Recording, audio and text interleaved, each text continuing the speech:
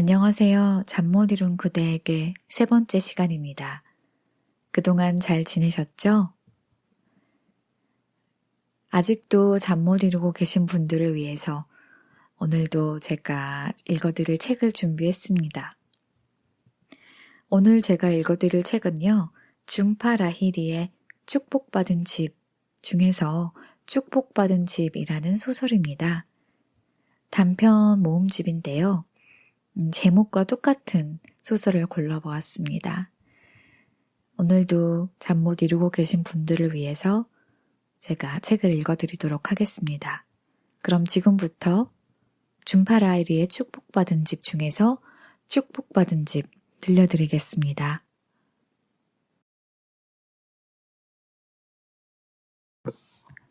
축복받은 집. 그들은 첫 번째 것을 가스레인지 위에 찬장에서 발견했다. 개봉하지 않은 메가 식초병 옆에 놓여 있었다. 내가 뭘 찾았는지 알아? 트윙클은 테이프로 봉한 이삿짐 상자가 끝에서 끝까지 늘어선 거실로 걸어오면서 말했다. 한 손에는 식초병을, 한 손에는 식초병과 크기가 거의 같은 그리스도 백자상을 들고 흔들어 보였다. 산지부는 고개를 쳐들었다.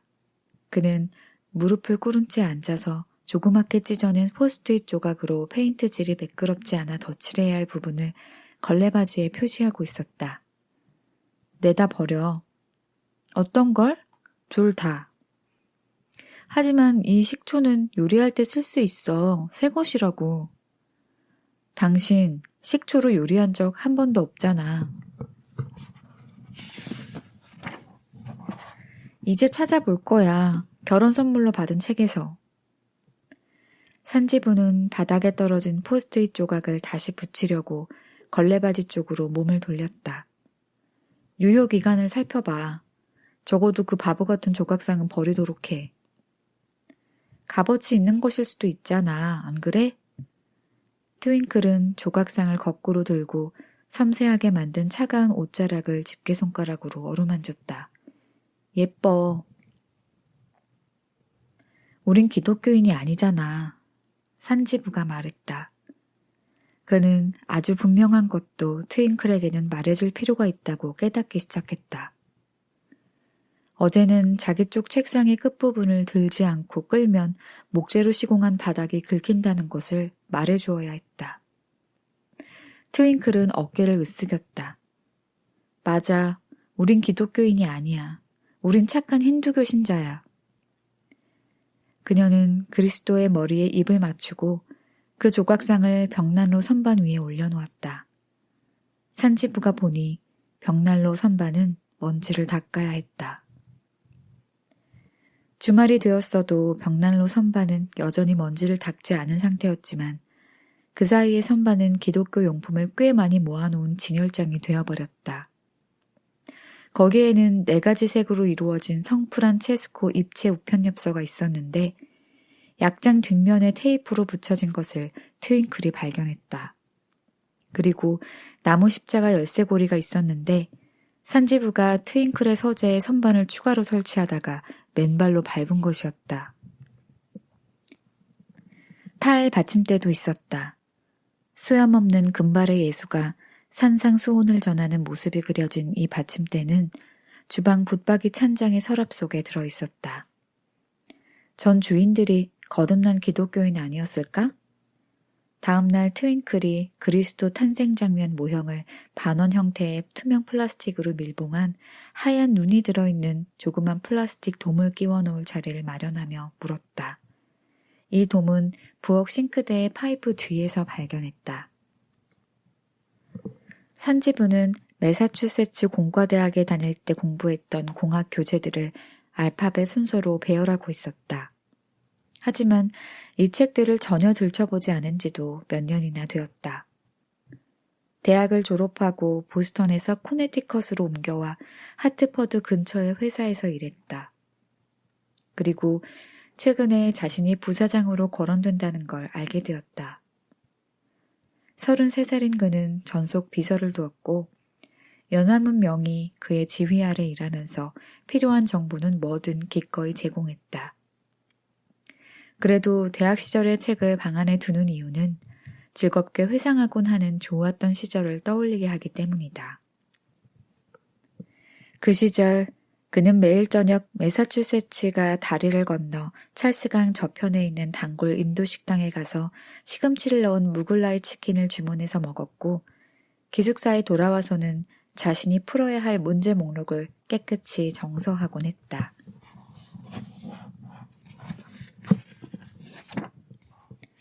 어쩌면 사람들을 개종시키려는 의도인지도 몰라. 트윙클이 생각에 잠긴 채 말했다. 당신에겐 그 계획이 성공한 것 같군. 트윙클은 그 말을 무시하고 조그만 플라스틱 돔을 흔들어 보았다. 말고유 위에서 눈이 소용돌이쳤다. 산지부는 선반에 진열된 물건들을 살펴보았다. 각각 나름의 방식으로 우스꽝스러워 어리둥절했다. 신성한 느낌이 확실히 부족했다. 평소에는 좋은 취향을 보여주는 트윙클이 이런 것들에 반했다는 게 더욱 어리둥절했다. 이런 물건들은 트윙클에게는 의미가 있을지 몰라도 그에게는 전혀 의미가 없었다. 오히려 짜증이 났다. 부동산 중개업자에게 전화를 하는 게 좋겠어. 집안에 터무니없는 것들이 남아있다고 말해. 다 치워달라고 해. 오, 산지부. 트윙클이 앓는 소리를 냈다. 그러지 마. 다 내다버리면 내 기분이 몹시 안 좋을 거야. 여기 살았던 사람에겐 틀림없이 중요했을 물건들이라고. 저걸 내다버리면 아마 난 뭐랄까 신성 모독 같은 느낌이 들 거야. 그렇게 소중한 거라면 왜 집안 곳곳에 숨겨놓았겠어? 왜 이사 갈 때 챙기지 않았겠어? 다른 물건들이 더 있을 거야. 트윙클이 말했다. 두 눈이 옅은 황백색 벽을 천천히 더듬었다. 마치 그 뒤에 다른 물건들이 숨어 있기라도 하듯이. 우리가 또 뭘 발견할까? 그러나 이삿집 상자를 풀어서 겨우 옷가지와 자이푸르로 신혼여행 갔을 때 산 코끼리 행진이 새겨진 비단 그림을 꺼내 거는 동안 실망스럽게도 트윙클은 아무것도 발견하지 못했다. 그리고 거의 일주일이 지난 어느 토요일 오후에 그들은 실물보다 더 큰 그리스도의 수채화 포스터를 발견했다. 가시 면류관을 쓰고 땅콩 껍질만한 크기의 투명한 눈물을 흘리는 그리스도를 그린 포스터가 둘둘 말린 채 손님 방의 라디에이터 뒤에 박혀 있었다. 산지부는 처음에는 창문에 블라인드인 줄 알았다. 오, 이걸 걸어야 해. 아주 멋지잖아. 트윙클은 담배에 불을 붙이고 맛있게 피우기 시작했다. 아래층 스테레오에서 말러교 향곡 5번이 크게 흘러나왔는데 그녀는 그 포스터가 지휘봉이라도 되는 것처럼 산지부의 머리 주위에서 흔들었다. 이것 봐. 지금 거실에 둔 당신이 좋아하는 기독교 소품들은 내가 참을게. 하지만 이건 안 돼.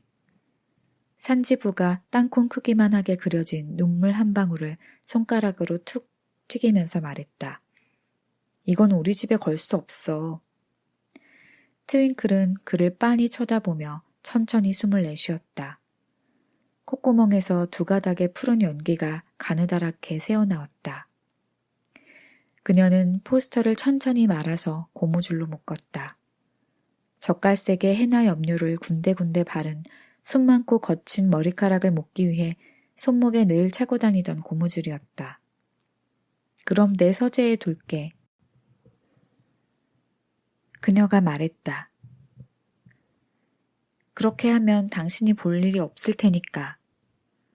집들이는 어떡하고. 그 사람들은 방을 다 구경하고 싶어 할 거야. 난 사무실 사람들도 초대했어. 트윙클은 눈알을 굴렸다. 산지부는 사막장을 영주 중인 곡에서 심벌지의 울림이 큰 것으로 보아 이미 크레센도에 이르렀다는 것을 알아차렸다. 그럼 문 뒤에 붙여둘게. 트윙클이 자신의 생각을 말했다. 그러면 손님들이 방 안을 들여다보아도 이 포스터는 보지 못할 거야. 이제 만족해? 산지부는 포스터와 담배를 들고 방을 나가는 트윙클을 지켜보았다. 그녀가 서 있던 자리의 바닥에 담뱃재가 떨어져 있었다. 그는 몸을 숙여 손가락으로 담뱃재를 집어서 동그랗게 오므린 손바닥 위에 올려놓았다. 이제 사악장의 부드러운 아다지에토가 시작되었다. 아침을 먹으면서 산지부는 이 곡을 해설한 글을 읽었는데 말러는 이 부분의 악보 원고를 아내가 될 사람에게 보내며 청혼했다고 쓰여 있었다. 교향곡 5번에는 비극과 투쟁의 요소가 있는 게 사실이지만 대체로 보아 사랑과 행복의 음악이라는 것이다. 화장실 변기에 물 내리는 소리가 들렸다. 저 음악 말인데 트윙클이 소리 질렀다. 사람들을 감동시키려 한다면 나라면 저 음악은 틀지 않겠어. 들으면 졸려. 산지부는 담뱃재를 버리려고 화장실로 갔다. 담배꽁초가 아직 변기 안에서 깐닥거렸지만 수조의 물이 다시 채워지고 있었으므로 변기에 물을 다시 내리려면 잠시 기다려야 했다. 그는 약장 거울을 통해 자신의 긴 속눈썹을 자세히 살펴보았다. 여자 속눈썹처럼 길다고 트윙클이 곧잘 놀려대는 속눈썹이었다. 평균적인 몸매였지만 뺨은 약간 통통한 편이었다. 속눈썹과 더불어 바로 이 점이 자신이 바라는 위험 있는 여벌구를 갖추는 데 방해가 된다고 생각했다. 키도 평균이었는데 성장이 멈춘 뒤 늘 2-3cm만 더 컸더라면 하는 아쉬움을 품고 있었다. 이런 이유로 트윙클이 하이힐을 신겠다고 고집을 부리면 짜증이 났는데 전날 밤 맨해튼에서 함께 저녁을 먹을 때도 그랬다. 그날은 이 집으로 이사 온 다음 처음 맞이하는 주말이었다. 이제는 벽난로 선반 위에 꽤 많은 물건들이 들어찼고 그래서 두 사람은 외식하러 나가는 차 안에서 이 문제로 다퉜다. 그러나 트윙클은 알파벳 시티의 이름 없는 바에서 위스키를 넉 잔 마시고는 이 문제는 다 잊었다. 그녀는 세인트 마크스 플레이스에 있는 조그만 서점으로 산지부를 끌고 가서 거의 1시간 동안 책 구경을 했고 서점을 나와서는 사람들이 오가는 인도에서 탱고를 추자고 졸랐다. 이후로 트윙클은 산지부의 팔에 의지한 채 비틀거렸다. 7cm 높이의 표범무늬 스웨이드 펌프스를 신은 키는 산지부의 시선 위로 약간 올라와 있었다. 이런 식으로 그들은 여러 블록을 걸어서 워싱턴 스퀘어의 주차장으로 돌아갔다. 산지부는 맨해튼에 주차한 차들에 벌어진 어처구니 없는 일에 관해 너무 많은 얘기를 들었기 때문에 일부러 워싱턴 스퀘어에 주차했다. 하지만 난 종일 책상 앞에 앉아있기만 하는 걸. 집으로 돌아가는 차 안에서 산지부가 하이힐이 불편해 보이니 신지 않는 게 좋겠다고 말하자 트윙클은 퉁명스럽게 대꾸했다. 타이핑할 땐 굽 높은 구두를 신을 수 없잖아. 산지부는 더 논쟁하지 않았지만 그녀가 하루 종일 책상 앞에만 앉아 시간을 보내는 건 아니라는 사실을 알고 있었다. 그날 오후만 해도 조깅을 하고 돌아와 보니 그녀는 뜻밖에도 침대에 누워 책을 읽고 있었다. 왜 대낮에 침대에 누워있느냐고 묻자 지루해서 그렇다고 대답했다. 그때 산지부는 이렇게 말해주고 싶었다. 이삿짐 상자를 풀 수도 있었을 텐데. 다락방 청소를 할 수도 있었을 텐데. 화장실 창턱에 페인트 칠을 다시 하고 그 위에 시계를 올려놓지 말라고 내게 주의를 줄 수도 있었을 텐데. 어질러진 것, 정리되지 않은 것에 그녀는 개의치 않았다. 옷장 앞에 어떤 옷이 걸려있든 주위에 어떤 잡지가 놓여있든 라디오에서 어떤 노래가 흘러나오든 만족하는 것 같았다. 다른 한편으로 호기심도 강했다. 그리고 지금 트윙클의 호기심은 다음 보물을 발견하는 데 집중되어 있었다. 며칠 후 산지부가 퇴근하여 집에 돌아왔을 때 트윙클은 담배를 피우면서 캘리포니아에 사는 여자친구와 통화를 하고 있었다. 오후 5시 전이어서 장거리 전화 요금이 가장 비싼 시간대였는데도 그녀는 개의치 않았다. 신앙심이 대단히 깊은 사람들이야. 이따금씩 담배 연기를 내뿜으며 말했다. 매일매일이 보물찾기 같아. 농담 아니야. 믿기지 않지? 침실마다 스위치는 성경에 나오는 장면으로 장식되어 있어. 노아의 방주 같은 것 말이야. 침실이 3개인데 하나는 내 서재로 써.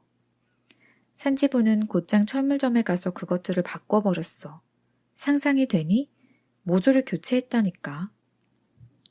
이제는 그 친구가 말할 차례였다. 검은 고리바지와 노란 셔닐 스웨터를 입은 트윙클은 냉장고 앞에 구부정하게 앉아 고개를 끄덕이며 라이터를 더듬더듬 찾고 있었다. 산지부는 가스레인지 위에서 나는 향긋한 냄새를 맡고 멕시코식 테라코타 타일 위에 꼬인 채로 길게 늘어뜨린 전화선을 조심스럽게 피해서 그쪽으로 갔다. 냄비 뚜껑을 열자 젓갈색의 소스가 약간 넘쳐흐르며 맹렬히 끓고 있었다. 생선 스튜야. 거기다 그 식초를 넣었어. 트윙클이 수화기 넘어 친구의 말을 자르며 말했다. 그러면서 가운데 손가락을 집게 손가락 위에 포개 보였다. 미안, 뭐라고 했지? 그녀는 그렇게 사소한 것에 흥분하고 즐거워했으며 새로운 맛의 아이스크림을 먹을 때나 우체통에 편지를 넣을 때 같이 예상할 수 없는 일들 앞에서 2 손가락을 포개며 행운을 빌곤 했다. 산지부는 이해할 수 없었다. 마치 이 세상에 자신이 예상할 수 없는 또는 알 수 없는 경이로움이 숨어 있다는 듯이 행동하는 모습을 보면 바보 같다는 생각이 들었다. 그는 그녀의 얼굴을 쳐다보았다. 소녀티를 벗지 못한 얼굴이라는 생각이 문득 들었다. 눈에는 근심 걱정이 없었고 아름다운 용모는 어딘지 불안정해 보였다.